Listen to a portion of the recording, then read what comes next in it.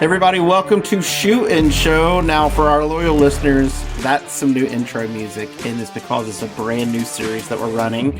So I want to welcome you to Shoe In Footwear Leadership Series. This is powered by OrthoLite, our friends at OrthoLite. So in this special series, we sit down with top executives from the biggest footwear brands to explore their journey, their leadership philosophies, and culture shaping their organizations.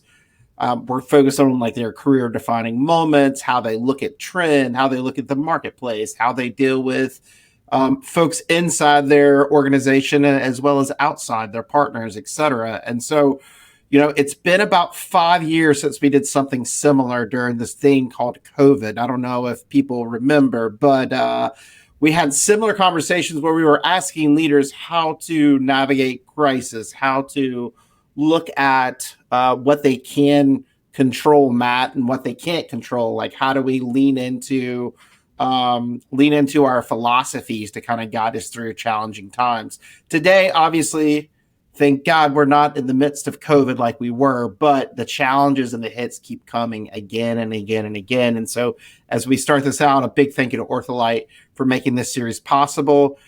They are a trusted partner to over 550 leading footwear brands.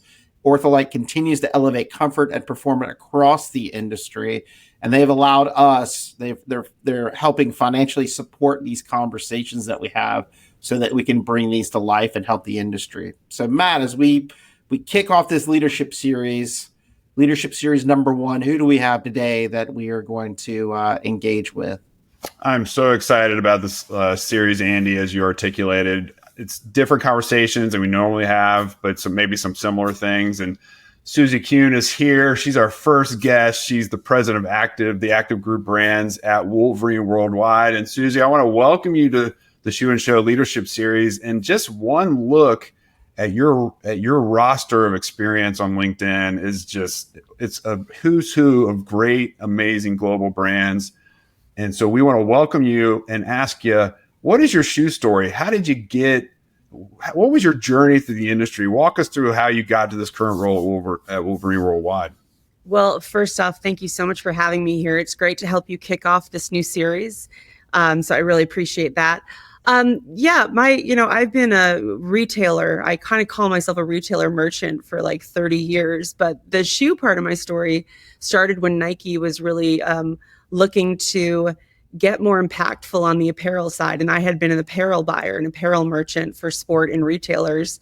And I got brought over to add in merchandising prowess to Nike. And at that moment, once I got in there, I realized, apparel inside of Nike is going to be knowing about footwear and helping make apparel feel like footwear.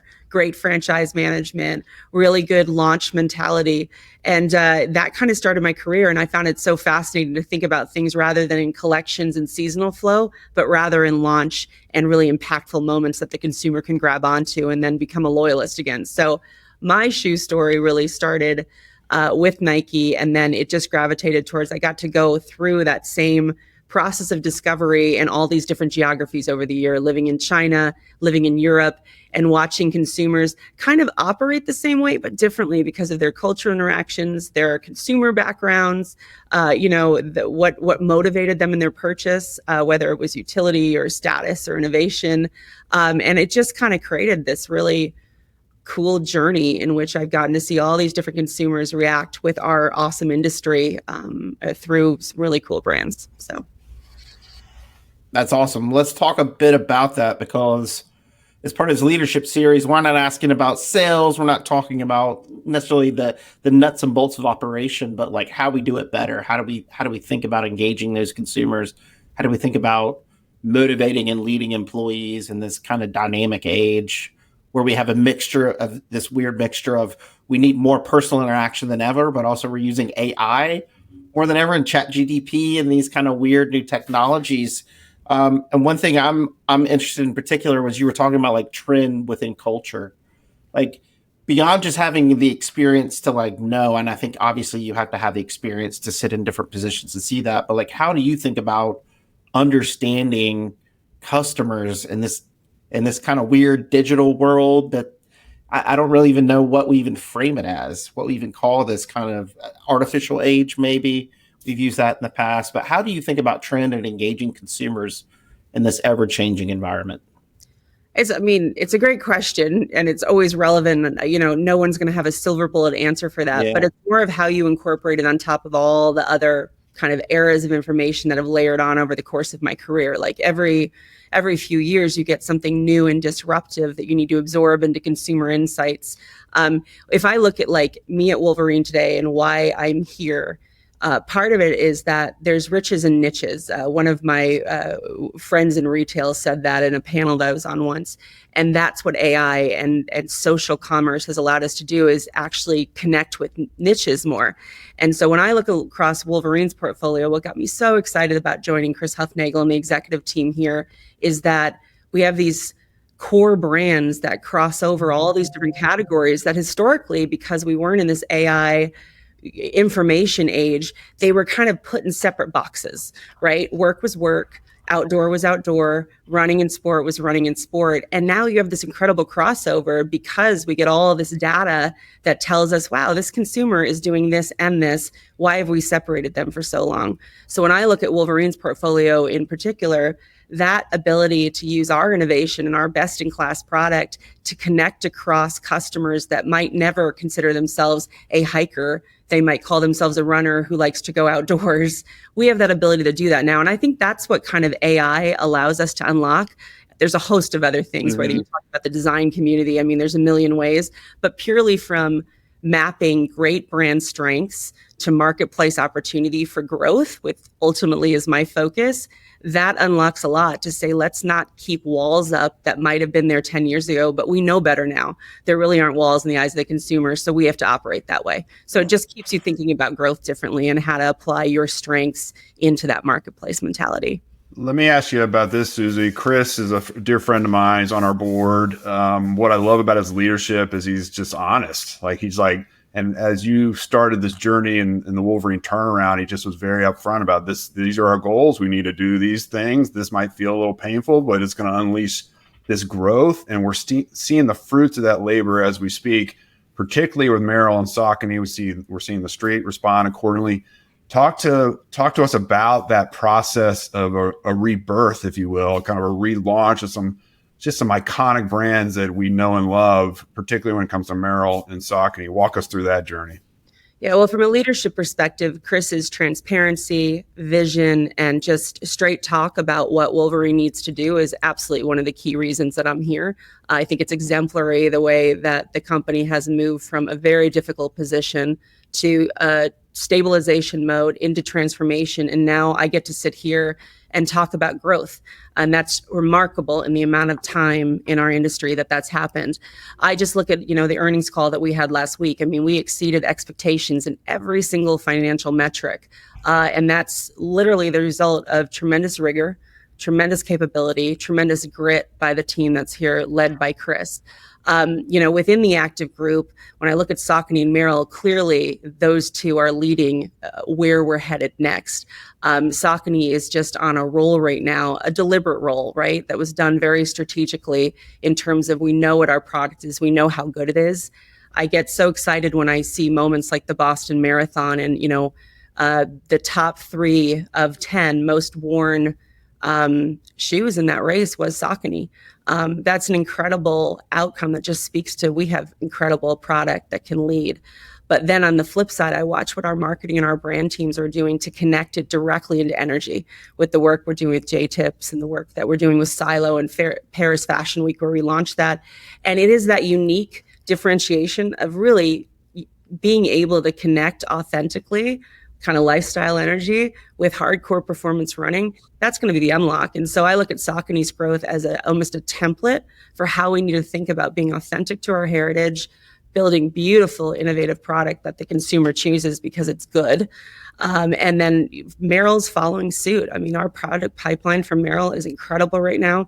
We're starting to get our brand heat moving. Going to see good things there. And really, Merrell's had 3 quarters now of consecutive growth, which, considering the outdoor industry's had a tough roll, but we've been able to rise above that. We've maintained our number one market share in hike, but more importantly, we're picking up points and share in trail running as that crossover happens with, beautiful product. The MTL Adapt is just great product that says we're moving in a new direction. It's lighter, it's faster. So the product pipeline is going to drive Wolverine for, I would hope, in perpetuity, because that's where we focus and we live. But our ability to drive growth is going to come to how we interact with the market, use all this data, and really get after our portfolio's opportunity. But Wolverine's on a roll because of Chris's leadership, and Saucony and Merrell are more than happy to lead that with everything that the team's doing.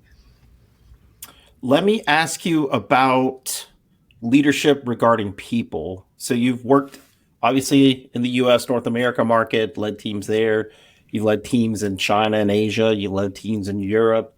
And I was on a metro one day, and I'm so used to government speak. There's all these acronyms and there's all these different things. And I look over and I see a guy who is in the symphony orchestra reading sheet music, and I just thought, oh my God, that's a completely different language I have no idea about, right? So that the communication and crossover of these different cultures in your career, how have you been able to communicate well with people and engaged and motivate and lead them? What are some tips and ideas? Maybe what's your leadership style? Yeah, leadership style evolves over the years, because if you have a level of self-awareness, which is really the only way to be successful, is you keep evolving with what the needs of the team that you get the opportunity to lead need from you. And as I moved around, especially cross-culturally, that first few years that I moved to China, was a bit of just an awakening of being okay, I have to adapt. This is about behavioral modification to be effective in the environment that I'm in today, not about the success in a different environment that got me to get the opportunity to get the role.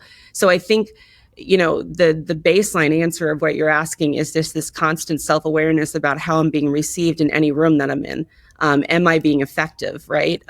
Nothing says that when you start in a new company, you do get a host of new acronyms, and no one hands you a Rosetta Stone to figure it out. Hopefully not sheet music. Unless you can read the sheet music, then that's fine. But I can read a little music, but not to that level. No one hands you the Rosetta Stone. So I become between China, between Europe, and being American and grounded in North America in terms of who I am. Nomenclature is so important. And so one of the key elements of leadership is to listen in those first, few months of acclimation, to be what words is everyone coding around, and making sure that if I want to change the words, which as a leader, you consciously have to redefine some words just so it feels like a new day, so people don't default to maybe the things that are no longer working. I'm just very conscious about language. And I spent a lot of time with my peer group on the executive team, because there's a lot of new of us, right? Well, Chris has changed up our executive team. We're all figuring out language with each other. And so I think languaging is one of the most important elements of, getting a high level vision through the whole organization. And, my hope would be you could ask anyone on the team below me, down to an amazing young talent who has their first role out of college or design school, and they would use the same words as Chris. That is the goal of our company right now. And that's the culture of this make every day better, which is kind of our mantra and our value system that we've unrolled to the organization. And so language has been everything to me. Self-awareness from a leadership perspective, and just being constantly aware of whether or not I'm resonating with the people I'm talking to. And then understanding that sometimes being an aggressive American isn't always the thing that gets the best conversation going. Those were my international side of things that taught me, going from North America, that we like talkers, to China, where the first person who talks is, historically not the smartest. So you have to kind of adapt. And, I'd like them to think I'm smart. Why do you think I lead off the show? Matt just sits in the background and lets me take Very smart, Andy. I think it was a really good call. Oh. And then Europe, which is much more straightforward, especially in Netherlands. So it's been a really good ride, but self-awareness has driven me through the whole thing, and adaptation. That's some fascinating analysis, Susie. You're right. Each of these cultures has a different way in which they approach things, and there's so many nuances. Unless you go and travel there, and in your case, live there, it's hard to pick that up. Let's talk about how you locate talent. And when you're thinking about it, you've talked about what helps you be a good leader, self-awareness and adaptability and some humility, it sounds like, but also just an understanding of what needs to happen and agility, if you will. But what about when you seek out talent, and particularly in a global marketplace, and you're serving global consumers, and you're sourcing product globally, and you're working, but you're in West Michigan, which is a very Americana kind of place, right? So there's this mix. How do you seek talent, and what are some of the criteria you think about when you're hiring people? There's a few things. I think one, it's you have to learn the place you're in and what's needed at this moment. Like I've never gone into a role and not found great capability. Might be in pockets, might not be fully, unlocked in the organization, but there's always capability, there's always talent, there's always institutional knowledge that's valuable. And there's also always something missing that's going to fuel the next phase of growth or change. And so the first thing before I look for talent is understand what does the organization need for this particular time horizon, for the set of challenges or opportunities that are ahead. And then, you turn out and you say, I have to build a collective against that outcome. And I believe in a collective resume. I think early in my career, I probably saw a lot of teams built on the same resume over and over again, because that was the archetype of what would be successful. And I think over time, you realize that it's those diverse teams, cognitive and otherwise, that actually tend to come together, have better healthy tension, and tend to get better outcomes. So I definitely try to fill the gaps, the things I don't have that might be important to kind of the ecosystem of what drives good cross-functional pieces. Teamwork, awareness are the things I look for. And then for me, sometimes I look for quiet, more maybe introversion a little bit, thinkers. I also think you got to balance that. There's a great book, Quiet, that I read years ago as I got onto a team, got to China, and then I realized I have a lot of introverts on my team, and I'm such an extrovert, I don't want to dominate them. And so I read that book, Quiet, and it made me realize the value of adjusting my leadership to make sure that type of diversity is allowed in, and that you really unlock a lot of great brain talent with people who maybe sit more quietly but need to be pulled out. So for me, it's kind of finding the balance between all those elements, different personalities, different experiences, different core capabilities, and making sure like you've made a really good cocktail. That's kind of the way I view leadership. And then you just use your network to plug into people that might have some experience with the exact challenge you're up against. So a little bit of puzzle making there, but that's the way I think about it. Very situational. That's very interesting, because I think that that takes a lot of work, because we can get so stuck in doing the daily work, right? We can sit in a room, we can look at a product, we can make decisions, we can execute, we can do these things. But to your point, what you're talking about is like observing, like how are these folks interacting? How are they working together and collaborating to accomplish the goal? Back to your point on language, do people understand what we're talking about? Are we all seeing from the same hymn sheet as we go forward? Are there some critical thinkers in there, like challenging the notion too, right? Like respectfully saying, maybe we should go in a different direction, right? So it seems like, as much as it is important to like execute, and I know it's really hard in your all's roles as a public company, because you're looked at quarterly, right? Like you got to hit these numbers quarterly, but to do that, it really is sitting in a room and thinking about people and their emotions and their motivations, and making sure they have what they need to kind of accomplish these goals we set out for them. And I think that's where this series in particular is like what I'm really passionate about, is like thinking about our talent and getting the most out of folks and encouraging them to move it along. And that's a huge challenge and issue. And I know it's interesting you talked about like reading that book, and I see your resume, and what's impressive about it to me is not where you've been, but like the education components that you've constantly engaged with. Maybe you can tell us a little bit about that, like how, because to me, it looks like you're a lifelong learner. You're trying to find new ways and tools to do things better.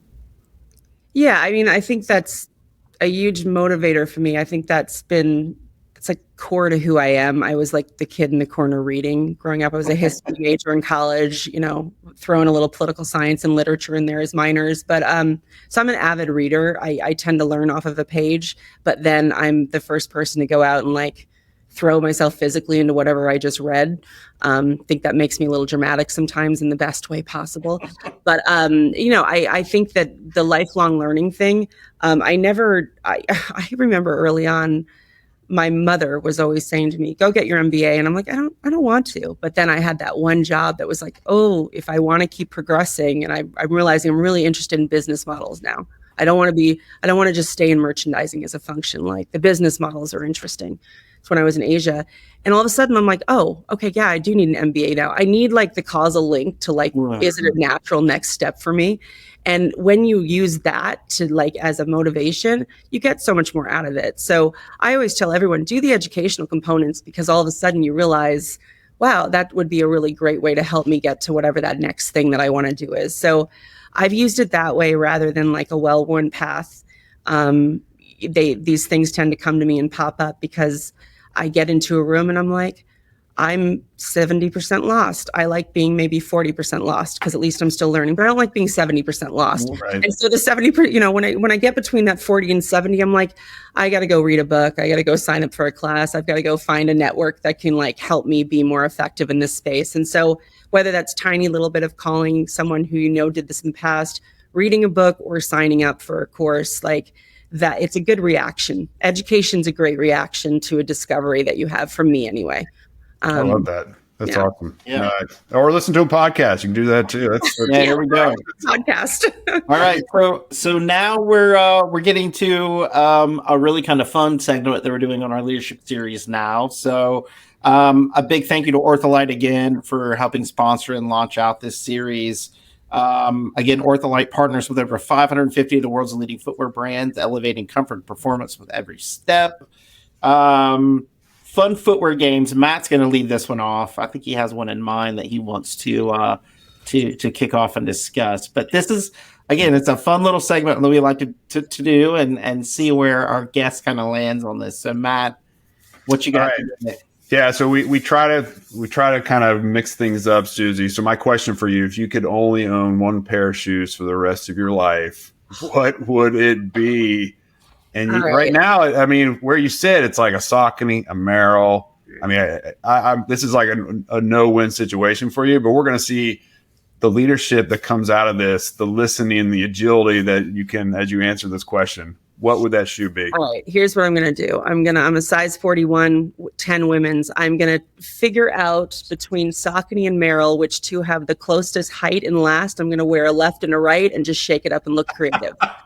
No, I'm just kidding. I'm going to pick one. I'm not picking a child on this show. All of my teams will be watching. We just launched the Arc, the Speed Arc.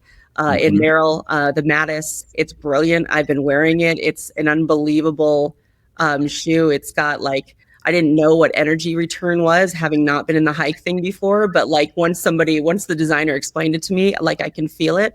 So that sneaker, or that shoe, has been on my feet a lot on weekends as I take my dog out and I'd go do some of my sports. And then I think the endorphin's amazing when you're at the airport, because I feel like I'm always late for a flight, and that extra little foam, that extra little lift, it really makes me feel like a sprinter as I run from one gate to the other, particularly at LaGuardia. So I'd probably go with our two newest innovations, right? I'd go with Endorphin and I'd go with Mattis. And I am a bit more outdoorsy than I am a marathon runner. So if you're going to force me down the lane, I think the Mattis will get a higher percentage of usage. I like it. You can do one on each foot. Teams. Hey, that was a decisive answer. Was a decisive answer. People can be so decisive on their answers and get back and forth, and so we appreciate your decisiveness. We also appreciate you coming on today and talking a little bit about. We on the show typically we'll talk about business and operations, but again, the reason why I think this is so important, critical at this time, is just the number of challenges we're facing across every part of the supply chain, and the only way through it is one part innovation and one part leadership. And we really appreciate you coming on today to share a little perspective, and we're excited to see it in action. Not just quarterly, but in the product launches that you guys are having. So as things keep going forward, we're excited to see that. And what was the shoe again? Just so folks can, what was the shoe you chose?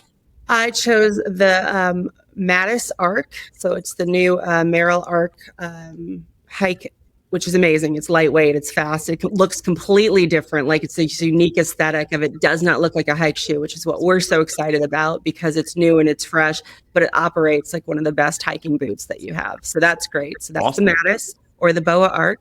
And then on the Saucony side, it's the one that shows up on that finish line in marathons. It's the Endorphin. It's got all of our home technology. The team's doing phenomenal things with it. There is some new stuff coming out that I just can't bring up today, but hopefully that keeps Hey, you're Teasing it out. Teasing it out. Yeah, I gotta get yourself back. That's like a Seinfeld episode, Susie. Thank you for that. No problem. I'm here to entertain, Andy. Oh, Susie, thank you so much for coming on and chatting with us today. We really appreciate your perspective and like how you're leading teams and what you guys are doing at Wolverine Worldwide. Folks, that wraps up this episode, the opening episode of our leadership series. Huge thanks to Susie for joining us, to OrthoLite for helping us power these conversations. You can see our entire and hear our entire catalog of shoe and shows over the past, 9 years, Matt? Is that what it is? 9 years. 9 years? Almost at 500 episodes. We're Oh, wow. On shoeandshow.com, and this shoe leadership series will show up. You can identify it by the special music. We're also launching out a brand new website for this series so that you can find these episodes. Shoeleaders.com, right? Shoeleaders.com. There you go. So you can find these in quick succession to go into these like really interesting, meaningful conversations that we're hoping to have with this. So again, thank you for listening. Until next time, new episode drops Monday. Shoeing is out.